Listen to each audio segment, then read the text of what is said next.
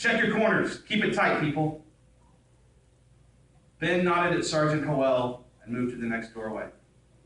He wiped away sweat from his dusty forehead and waited for his partner, Wyma, to move into position on the other side of the rickety wooden frame. Of all the times to be stuck with a rookie, Ben shook his head.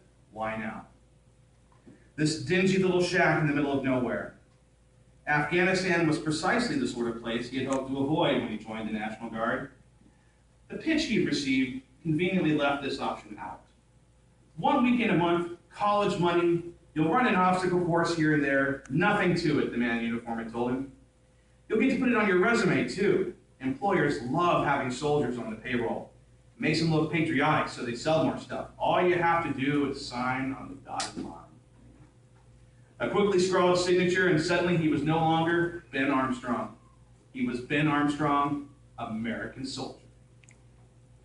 He watched the tall, thin, bespectacled Wyma run a weapons check and began to feel his patience with the rookie slipping away.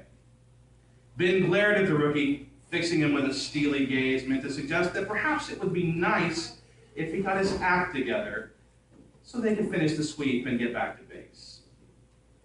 Finally, Wyma chambered around and flicked his safety off. Satisfied, Ben nodded his head and held up 3 fingers. As he used them to count down, Wyma strode through the doorway with his gun held in ready position and scanned the room in both directions. As he did, Ben moved in behind him and moved into the center of the room. From behind, he heard Wyma utter a forceful, "Clear!" But before the rookie could say anything else, Ben's eyes fixed upon the ground and his face went numb. A moment of silence stretched out, and then Ben found his voice. "Hold! We have a civvy down." He craned his head to look at Wyma. "Go get the doc. Tell him to hurry." The rookie took a step forward and then saw what Ben had discovered. A young Afghani girl, perhaps no more than 12, bleeding out across the splintered planks of the floor in the shack.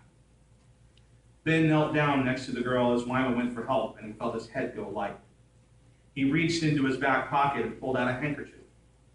And with it, he began to wipe the blood away from the girl's eyes and mouth.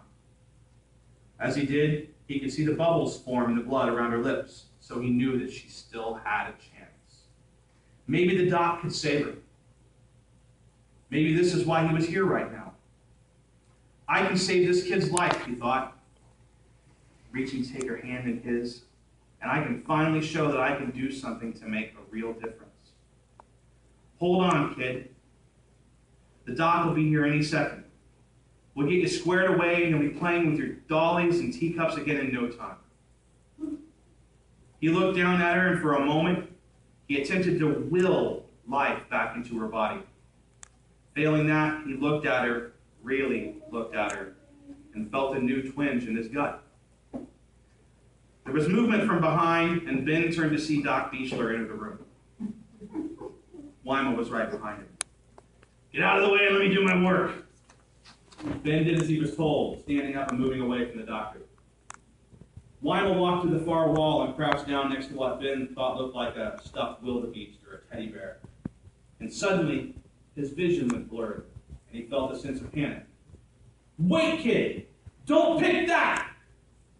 And there was a flash of bright light, a loud noise, a rain of red mist.